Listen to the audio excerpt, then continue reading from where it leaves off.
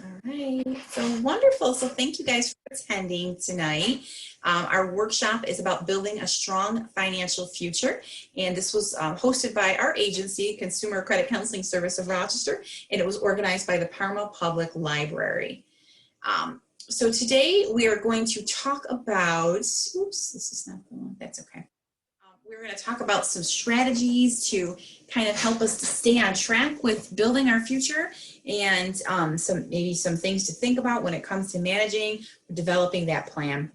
So the first thing that we like to discuss is, like, when it comes to the subject of money, what's the most enjoyable thing and what's the most frustrating thing?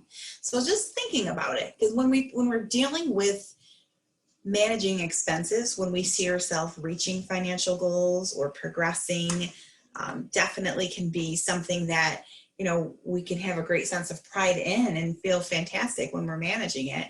But we all know it can be frustrating. It can be frustrating if there's an unexpected expense and we have to use that money set aside that we were trying to save for another goal toward that. Seems like that always kind of happens. It can be frustrating if we look at, you know, additional fees or interest, you know, that we've paid over time. So there's lots of things that can cause people to get frustrated about it. But there's a lot of positives about it too, you know, when it comes to managing it. And it's important to understand that about ourselves. You know, how do we see it? There's no two people who do things in the exact same manner, you know, when it comes to managing their money.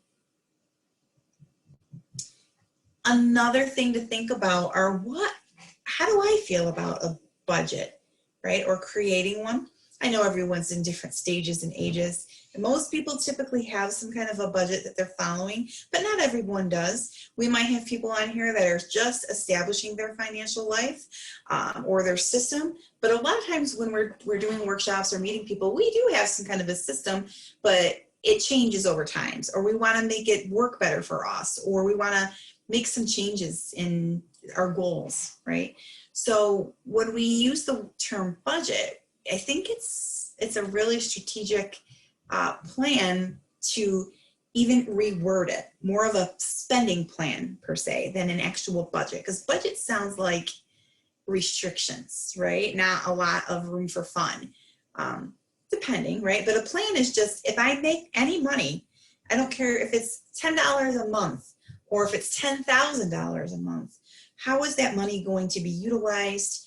How am I going to make awareness of where I'm spending my money to help me sustain financial goals, to help me understand about different loans and different processes and things like that, and just continuously educating ourselves about it, right? So just having that plan, that's all it is. It's not necessarily about restricting. We might restrict ourselves in some areas due to circumstances or due to different goals that we're trying to reach, but it's just a plan. And that's kind of how we want to approach it with individuals, in that positive manner, because it can become frustrating. You know, sometimes people love doing all this stuff. They love the budgeting piece, but sometimes people are coming to us because they feel like they're not progressing with it. And that's real common, and that's okay, right? But we want to still have that plan.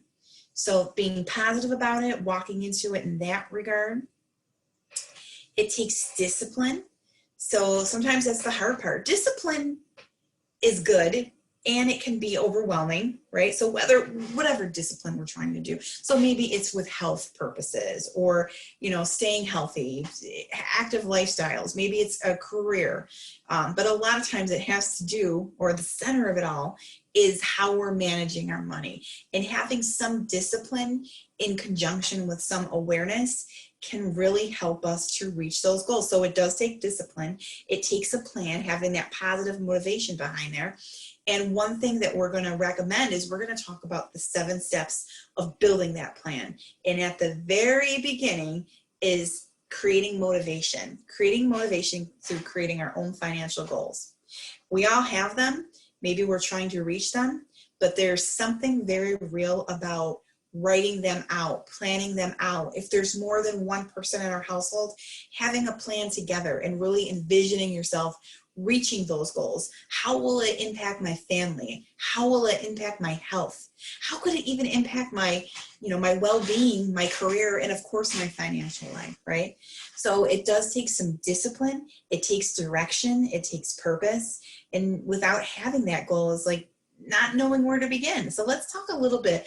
Out of 7 steps, our first step is going to be creating these goals.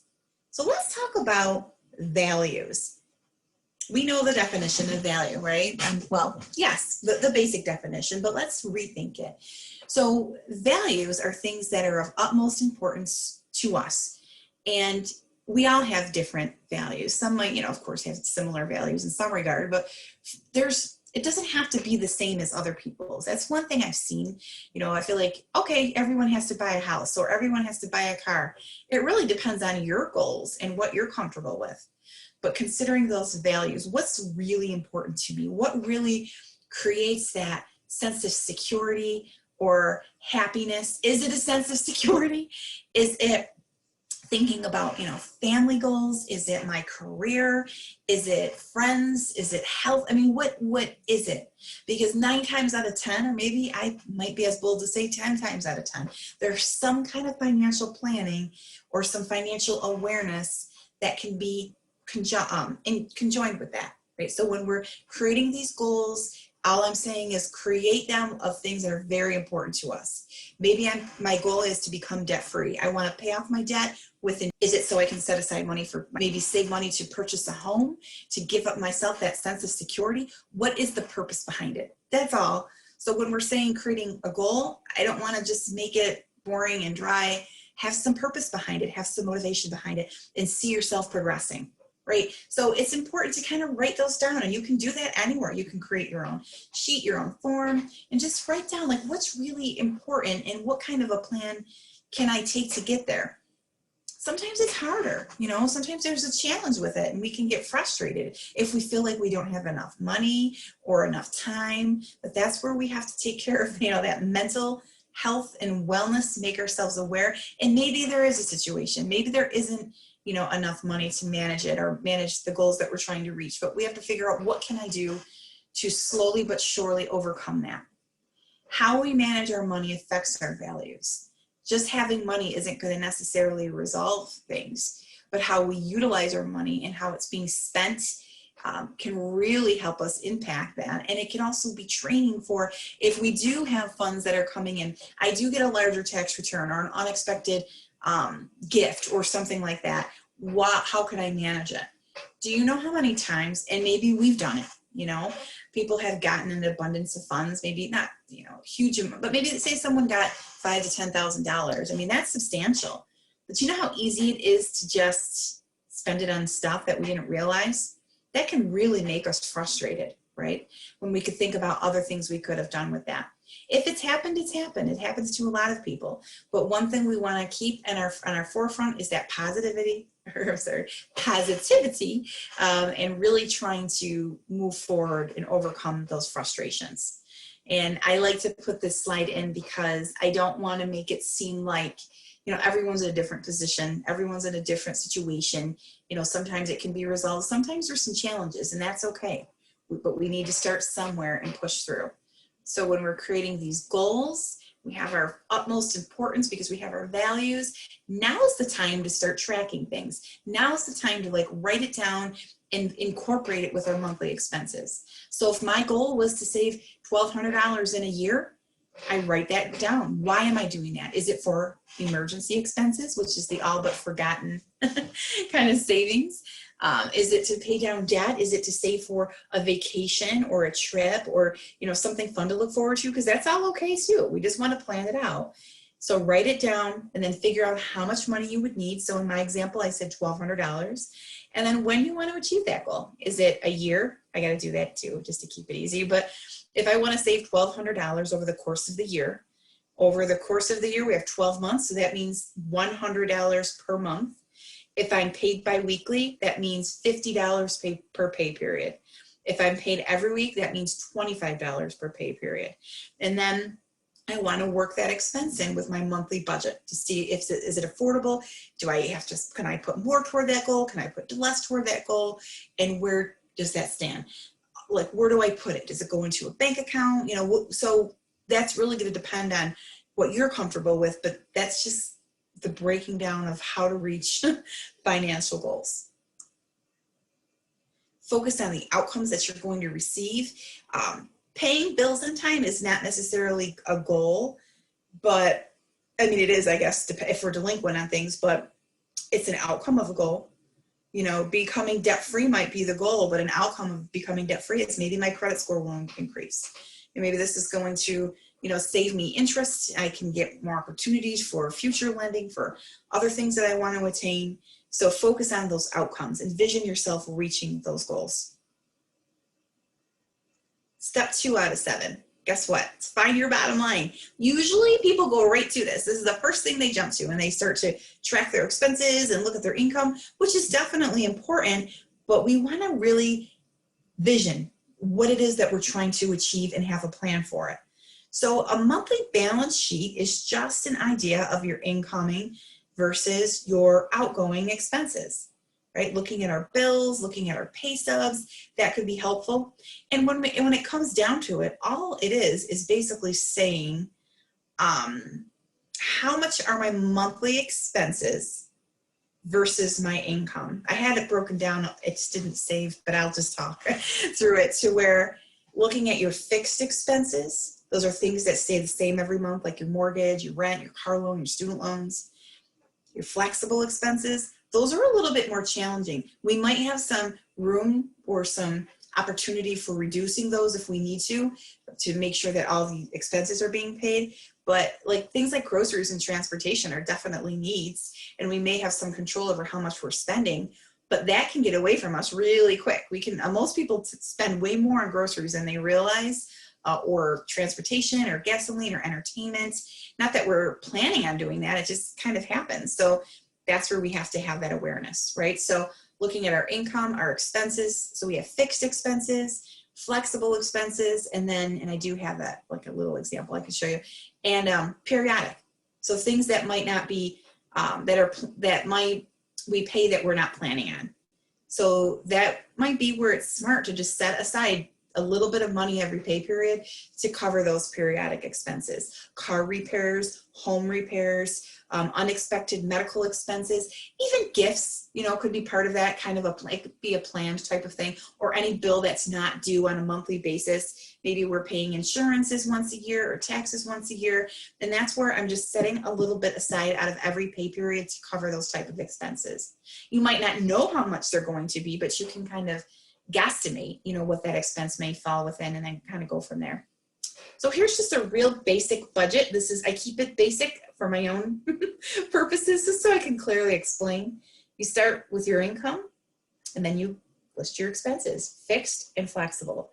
Periodic should be on here too, but I think the periodic expenses are more for goals, like setting that money aside. So in this budget, this person has a deficit. It's not uncommon to have a deficit. That's where most people stop. They have a deficit and they don't want to do this anymore. It's frustrating. It's overwhelming. They're like, forget it. Or that you start budgeting and you feel like you're not progressing, or it's too hard, or things get overwhelming and they just stop. I think it's human nature in some regard, whether it's, you know, with money or health or eating healthy or whatever the case is. So, but we want to still revisit those goals, revisit those values, and telling you that's where that mental health break sometimes just help clearing our minds so that we can focus on the good outcome. I can do it too. I'm going to counsel myself right now. So your income versus your expenses, right? And then step 3 is the evaluation. Like, what am I really spending? There's a difference. There's a difference between how much money we think we need, or no, how much money we need for the household and how much money we spend. Our job is to figure out, or our job as consumers to figure out how much of a difference is it, and can I make some changes? Sometimes by simply making ourselves aware and having that communication, or setting up a system to make it easier is really helpful. But this is just an example of a spending journal. This is, again, very basic. I'm sure there's all kinds of apps you can use. There's the YNAB, You Need a Budget. I know that there are, I think the mint.com, there's a lot of different programs that you can use to really help you to stay on track. Okay, so the reason why it's good to keep track for even a week is so that we can really see where our money's being spent. If you can give yourself 2 weeks of data, great. If you can give yourself longer, that's good, as long as it's accurate and it's not getting too overwhelming. You could even look at old bank statements or receipts to figure out where our money's going. Check your Prime account, look at your orders. I'm sorry, or don't, but that can just give us an idea of like where our money's being spent. I'm just kidding about that. So this person spent $175. Not that it's good or bad or right or wrong, but we can see there's a lot of extras in here. And it's not to say, no, you can't do this and you shouldn't spend money there. But if I feel like I'm struggling a little bit, maybe I'm carrying the same credit card debt around for a while. Maybe I'm not, reaching these goals, or I just feel like I'm wasting my money. This is what's going to be helpful. And honestly, I think everybody feels like that at multiple points in their life. Step 4 out of 7 is consider adjustments. This is where if I feel like I'm just not making changes, I can make those changes now. I can reduce my expenses, increase income if that's an option or if that's a need, and just try to figure out, where I stand. And then looking at our wants and our needs, sometimes I even hate going into that because it sounds so not fun and restrictive, but I guess it's more of like the fixed versus flexible type of expense. It's so easy to get what we want. I mean, there's so many ways to pay for it with credit. There's so many ways to shop. Think of where we were 20, 30 years ago. It was completely, 20 years ago. I don't know how old we are, but I know 20 years went by like that for me. And it's just a completely different life. But maybe there's things that we can do to say, it's not that I'm going to eliminate a want, or I'm not going to spend anything. I'm never going to buy a pizza again, or I'm never going to, spend money on entertainment. That might be a challenge, but it might not be a challenge to say, let me try to reduce, right? So that's kind of an idea there. Step 5 out of 7 is now let's look at our numbers again, and let's compare the initial budget to the new budget. So this person was able to up their income a little. They reduced some of their expenses a little. Some of this, as I stated, maybe could be a little updated, but that's okay. It's just for viewing purposes. So now, instead of having a deficit of 100, we have a surplus. We have just make sure I have everything here. We have $240 additional, right? So that might be a circumstance where we take that money and we do something with it. Instead of just having it and knowing it's there, if we don't have an action for it, and I wish I could see your faces when I say this, it becomes part of our stuff that we buy. It can just get fizzled away on things, right? And we don't even realize where that money went. If I have any additional money, it's important to grab it, have a plan for it, and make it work. And that's what step 6 is about, is creating that guide. So we can have a plan and we can have a system, but a calendar or some kind of a method to help us keep track of when things are due, when my income's coming in, what I need to set aside with a pay period is highly recommended. A lot of people don't use calendars. A lot of people who've been budgeting for years don't use calendars. They know when the bills are due. They manage it in their checkbook or their online account, which is fine. But a calendar, it helps us to remember, but it also helps us just keep things organized. So I would recommend it. If you're not using some kind of a calendar, to do it. You can use your Outlook calendar. Just put your pay dates in and your due dates in. You can use your Google calendar, or manually. I know someone who they had great technical skills, but they insisted on keeping a manual calendar, and they wrote everything on there. And that's what worked for them. So what can happen really easy is if we don't have some kind of a system, we can go into our bank account, because most of us are using it online, I would imagine. I know not everybody is, but are going to their app on their phone. You put your information in and it tells you what you have available. And when we see what we have available, though we know that there's some bills to pay or this or that, or we paid this or that, we see what we have to spend. And it's different. It's a different way to process information. Like even years ago, we have so much more at our fingertips than we did, like I said, 20, 30 years ago. But if you think about it, there were plenty of people that, years prior had less money, less assets, but they had more savings. And I honestly just think really keeping track of it diligently does make a difference. Not that we have to deny ourselves everything, but keeping track and being aware. Especially, I think I said this already, I've done this presentation a few times today, so I might have not said it, but if we're budgeting with a partner or a spouse, kids in the household, that communication is really important. We have a workshop that's just for that. And then another system is an envelope method, right? All this is this, again, old school method, and you could use it however you want. All I'm trying to say here is that we have our goals, we know our income, we have our plan, we're working things out, we got it all organized. This is just developing a system. Sometimes separating your money can make it easier to see what you truly have to spend. Maybe there is a bank account for my bills, then I have a bank account where money goes in for transportation or gasoline or groceries. Maybe there's an account that I have just for my periodic expenses, emergencies, and then maybe there's another account I have, just a suggestion, for other savings goals, and breaking it up per your paycheck. It's so easy. I mean, we could do it probably by hand, where you can have different amounts going into different things, and then taking it one step further. So maybe I have an account that money set aside for just my groceries, but I'm still going to just take cash in. Isn't that scary? But I'll tell you what, if you make a good list and you stick to that plan and you communicate and you plan out what you're going to have for the week, you maybe go to a grocery store that's not like really busy at the time, and you bring in cash and you consistently do that for say 6 weeks, 4 to 6 weeks, you will save, I can't speak for everybody, but for many, many people, probably hundreds of dollars in money. So just a few quick examples. Maybe it's entertainment. Maybe it's going out or doing things, or, extracurricular things that can get us spending a little bit more, but, just something to think about. And then our last step out of 7, and we'll talk about a few other things here too, is creating that savings plan, right? What does my plan look like? So this might mean we're 90% more likely to reach our goals if they're written down and viewed on a regular basis.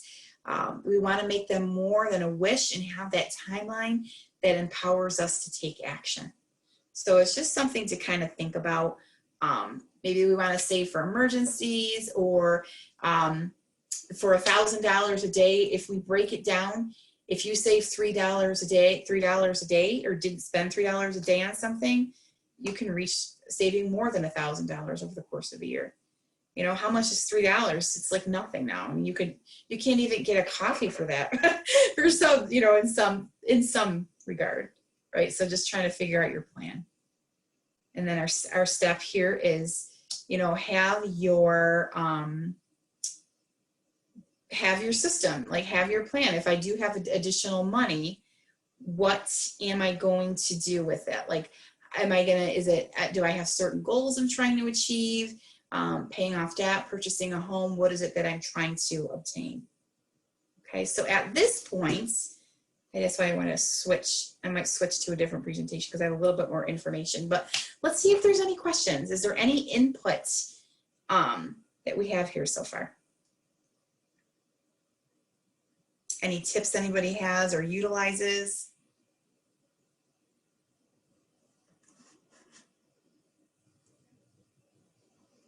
No? Okay, well, at that point, I want to pop this. It's not even 7 o'clock yet. Give me 1 second, guys. I want to share a different part of the presentation with you. I see a chat here. Oh, thank you so much. Give me 1 second. There was a presentation that I made special for you, but it didn't save the way I wanted it to.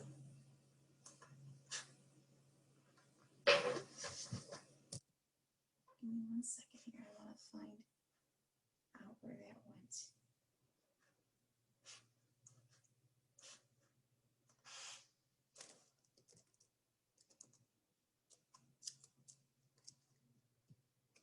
It just had a little bit more information in there. And I will find it because it's right here.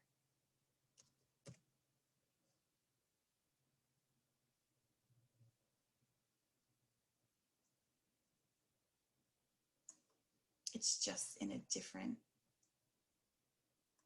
view. Didn't save the way I wanted it to. Okay, I'm going to pull up a different one. I want to review just a couple more things with you guys.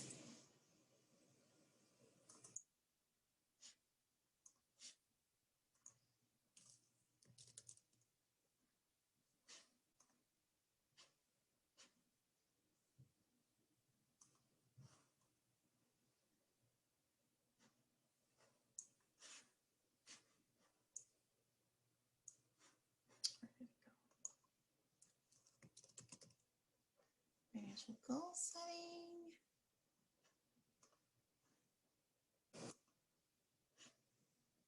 Okay, I got it. All right, sorry guys. I condensed it all nice for you, but it didn't save the way I wanted it to on my computer. So I'm just going to slideshow. Skip through a little bit of this because some of this, I'm going to go to that too. Well, actually, here, this is where I wanted to start, is money mindfulness. I just see a question too. Oh, I love it because I'm actually talking about this in this one. This is I have this in here. So the question is we're talking about like Snowball versus Avalanche method to repay the creditor debt. So there are two methods of repayment. There's a Snowball method of repaying debt to where if you have, say for instance, that extra $240, you put it toward that additional money toward the lowest balance credit card or debt, so you can organize them all by balance. And the Snowball method is where you send most to the additional to the smallest balance and work your way up until you're to the last biggest balance one, and then send all the extra money. An Avalanche method is where it's the same thing. You have additional money, but you take that extra, say $240 like we had in the other example, and you pay it toward your highest interest. And it all really just depends on, what's going to work for you. So I think that's actually in this one. That's why I wanted to make those changes. I'm so sorry, guys. I saved it in SharePoint and I can't present it in SharePoint. So it kind of threw me off a little bit. It was so perfect too. So let's talk about money mindfulness, right? That's the term of 2021. Being present with your money and spending. Notice what you do and how you feel about spending choices we make. That's the definition. Many distractions in this world can make it very challenging. So whether it's that additional layer of stress that we've been experiencing with this whole pandemic, even if your income hasn't changed, a lot of people have had reduced income or additional expenses, but not everybody. Some people have more money than, where they started, depending on if they don't have to drive to and from work, maybe daycare costs, but again, it could be on the other side of things, but they're still feeling like they're not progressing. It's because there's chaos happening and we're stressed out or anxious. Even maybe we don't feel that way all the time, but a lot of people have been. Maybe we're working and trying to teach our kids or take care of our little ones from home at the same time. Extra layer of stress can really wear on our emotions. And what can those emotions do? They can make us spend more money. So it's just that's one of the things they can do, right? So being mindful with our money and how we handle our distractions can definitely make a difference.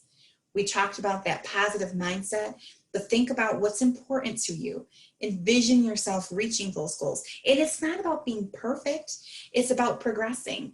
Sometimes we have the fear of even looking at a balance or a statement or knowing the interest rate. I would say put that fear and set it aside, and whatever goal it is that we're trying to move forward with, or whatever debt we're trying to attack, or just spending pattern, we're trying to, maybe negative spending patterns we're trying to abolish, look at them, understand them, feel them out, and move forward. So getting organized, this is a big one. I swear, just being organized in our lives, I don't know, it's definitely a constant I don't want to say it's a struggle, but it's something we have to really stay on top of. Because even think about work, a few days of like falling behind on something, or when we have special projects we're working on, or just being out of the office, we go back in and it's just so overwhelming, right? So clear that space, declutter any areas of the house or our office or whatever it is that is causing that stress, because even if you don't realize it, if we are thinking about it, even if we don't feel stressed about it, it's still consuming energy. And that can be energy that can be used elsewhere to better our lives, whether it's finances, health, family, right? Getting organized when it comes to managing our finances, have a spot designated. Think about how good it feels to walk into a clear desk, a clear space, a nice vacuumed up clear area to really focus on those goals. That's our safe spot, right? So decluttering. We did talk about this a bit. I'm sorry, I'm redundant here, but the goals, looking at our budget numbers, determining what we can't negotiate, the different steps, and then having that backup plan. So some of this we did cover. So I'm just going to kind of, because there's a few other ones, make it automatic. So if there's specific savings we're trying to achieve, set up an account. Maybe it's, like I said, an automatic to where it goes into our bank account. Maybe it's different banks. Maybe I can't just put it in my savings account because I'm just going to move it. I'm laughing because we've all done it, right? Where you can just simply move your money out of your savings into your checking. So, but maybe we don't want to do that anymore. You can, many credit unions or banks will block it so that you can only move that money if you enter the bank. So I don't know if that's big time there, but that can help you, to establish those savings. Maybe we can have that same account where our tax returns go, or where our stimulus money we receive. It's all in that same account to help us reach those goals and not transfer that money out. I talked about the visual. This is just going to bring us right back up to the calendar again, but it's still a very important method, just to kind of have that system. And if it's strategies that we're trying to resolve to pay off your debt, let's just talk about that for a moment. That's a big goal, right? That is, in order to build that financial future, there's so many avenues we can take. There's so many steps. There's different things, like there's our retirement money, there's, home purchase, saving for emergencies. It can all become overwhelming. But before we can really even focus on that, we need to see where we stand with debt. And a lot of people are carrying debt that they're not comfortable with. So organize it. Is it unsecured? Is it credit cards? Is it charge cards? Is it overdraft? Is it secured interest? Is it a car loan? Is it a mortgage? Is it stuff that's out there? This is real common, People have just stuff that's out there on their credit report that they want to resolve, right? So is it is it like old collection accounts, judgments, things like that? And then this is non-dischargeables, like the non-dischargeable debt, like student loans, taxes, child support, stuff like that somebody might want to have a plan for. And then organize it, figure out where you stand, have your budget intact, have your system. That might be it, where if someone had that extra example of $240, they're going to start utilizing toward paying off these balances. So things to consider about paying debt is that we want to be careful with, trading unsecured debt for secure debt, meaning taking out like home equity loans or retirement money, even as an example. Not that's a loan, but to pay off debt. There could be so many other strategies to work that's going to save you more money and get that debt paid off. So it's important to look at all of your options. If someone's trying to look into that avenue, I might recommend a credit counseling session before we start to pay any additional fees, or especially retirement, right?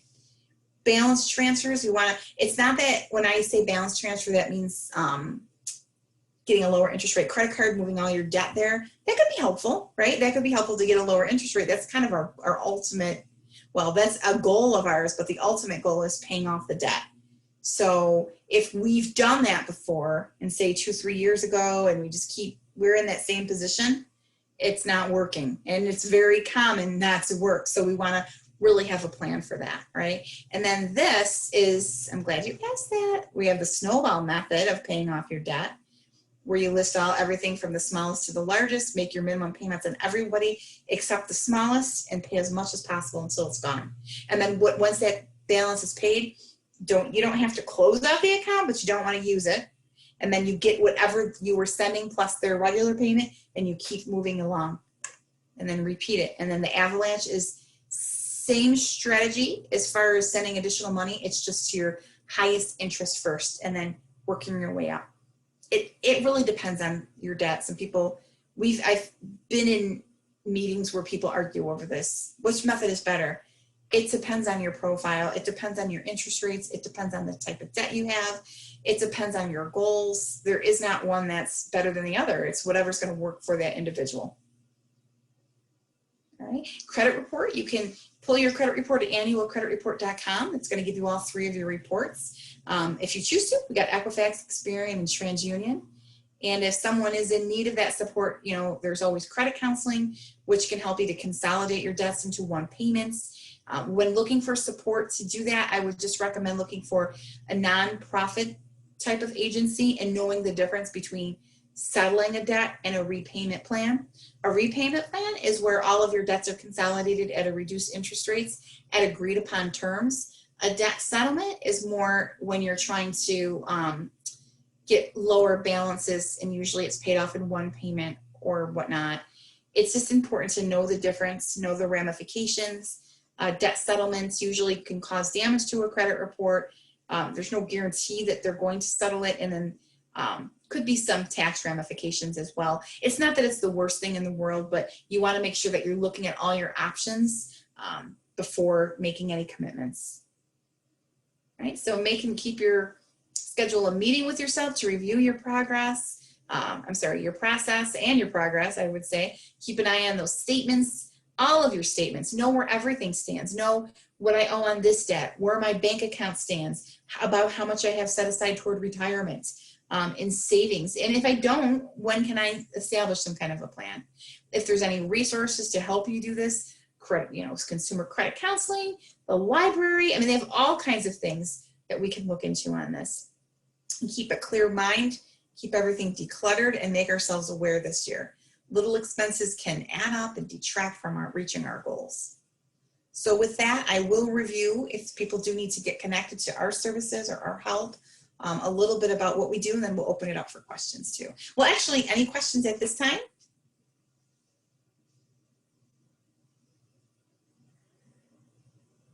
Okay. So our agency is here Monday through Thursday from 8 a.m. until 8 p.m. Fridays, we're here from 8 until 5. And we are doing all of our counseling over the telephone right now. So if someone's having challenges with income, or just feels like they're not doing what they need to do, or they feel like they have debt that they are trying to pay and feel like they're not progressing, we can help with that. We're really committed to providing that guidance and support to help someone obtain that peace of mind. It's free to talk with someone. Everything's confidential. It's individualized. And the different services that we offer budget and credit counseling.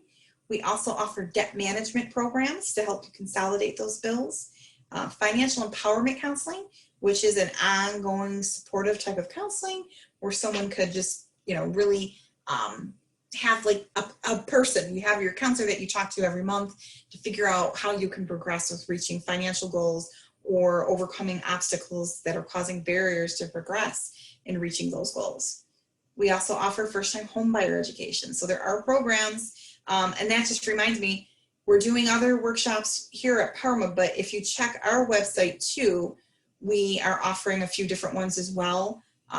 One particular on like buying a home and different programs that could be available. So that's a goal for you. Check it out. Go right to our website, which I'll give you right at the end here. So we do offer education there. Another one too is foreclosure prevention counseling. So many people don't realize that if they're behind on a mortgage, that there are many options to try to help someone avoid foreclosure through housing counseling. So there could be like loan modifications to help you rework your payments, all kinds of things to help someone get current again, especially in this current environment. Right now, there can't be evictions or foreclosures. Everything's in a moratorium, but the end of June, I believe, they can start progressing unless it gets extended again. But that's something to really be aware of. Many people are in deferments or forbearances and working with their loan companies, and they don't know what they're going to do, or even getting that paperwork in or where they stand. And it might not be an absolute emergency right now because they can't do much, but it will be eventually. We do want to stay ahead of that. So long story short, if someone is trying to deal with mortgage payments and they're having struggles, you know, or trying to figure out what options are, please reach out to us. We definitely can help support that.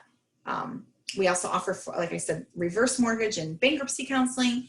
That is a service for individuals that are looking to use those services. There's education required before proceeding with both of those options. Sessions are booked for an hour. Everything's over the phone right now or video call, so whatever your preference is. And we just try to craft solutions to help someone meet their financial goals. And if a program will help for debt to consolidate at lower rates and payments, we'll definitely investigate that option and see if it would be something that would put someone in a better position to resolve their debt.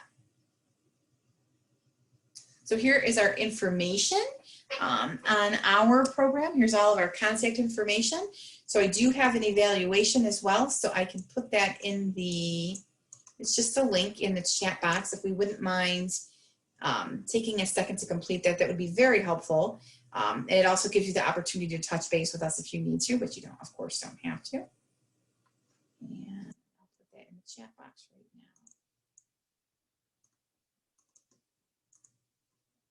Okay, so you might have, I don't know if it's going to be an active link. Yeah. All right, so it's 7:15. I'm so sorry for the little bit of confusion with that workshop. I saved it and it was so beautiful, and it didn't get saved on my, I've tried to present using SharePoint before, so I don't know if anybody's been using that, probably if you're working remotely, but it works better when it's saved in my own files. So no problem. It was basically everything I covered. So any questions? Yeah, you can feel free to turn your microphone or video on if you want to ask a question out loud, or also send it through the chat. Yeah, or if you, there's my email. So if you have something privately, you can always email me.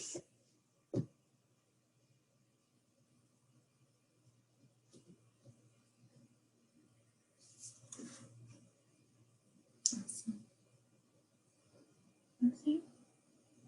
Well, I'm so glad everyone attended. I hope it was helpful to you. I think it's really, really smart of everyone to keep an eye on things. I hope I didn't talk too much. I do talk a lot, and hopefully didn't give you the opportunity to ask questions. I have to make sure we do that. But Well, if no one has anything, I can close us out here.